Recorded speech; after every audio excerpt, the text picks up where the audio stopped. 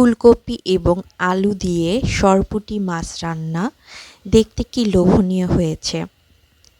আজকে আমি ফুলকপি এবং আলু দিয়ে সরপুঁটি মাছ রান্না করেছি।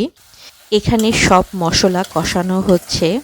এখানে আমি কড়াইতে প্রথমে তেল দিয়ে দিয়েছি, তারপর পেঁয়াজ কুচি, পেঁয়াজটাকে ভালোভাবে ভেজে নিয়েছি। তারপর এখানে দিয়েছি রসুন বাটা, লাল মরিচের গুঁড়া, ধনিয়ার গুঁড়া, জিরার গুঁড়া, হলুদ গুঁড়া, লবণ দিয়ে মশলাটাকে কষিয়ে নিচ্ছি। এদিকে আমি সরপুঁটি মাছগুলোকে লবণ এবং হলুদ দিয়ে মেখে ভেজে নিয়েছি। আমার মশলা অনেক সুন্দরভাবে কষানো হয়েছে। আমি এখন এর মধ্যে দিয়ে দিচ্ছি ফুলকপি এবং আলু। এরপর আলু এবং ফুলকপিগুলো মশলার সাথে খুব ভালোভাবে মিশিয়ে নিতে হবে। আমি অনেক ভালোভাবে মিশিয়ে নিচ্ছি।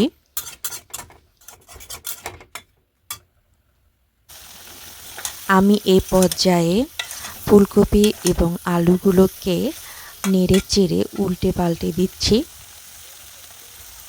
ফুলকপি এবং আলু কষানো হয়েছে। আমি এখন দিয়ে দিচ্ছি পানি।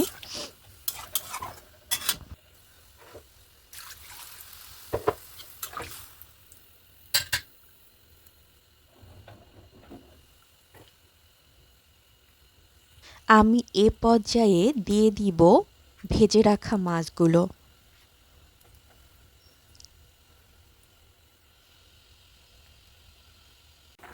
আমার রান্না প্রায় হয়ে গেছে।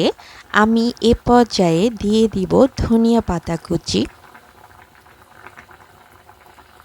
দর্শকবৃন্দ, আমার ভিডিওটি আপনাদের কাছে কেমন লেগেছে তা অবশ্যই কমেন্ট করে জানাবেন। আপনারা ভালো থাকবেন, সুস্থ থাকবেন, আমাদের জন্য দোয়া করবেন।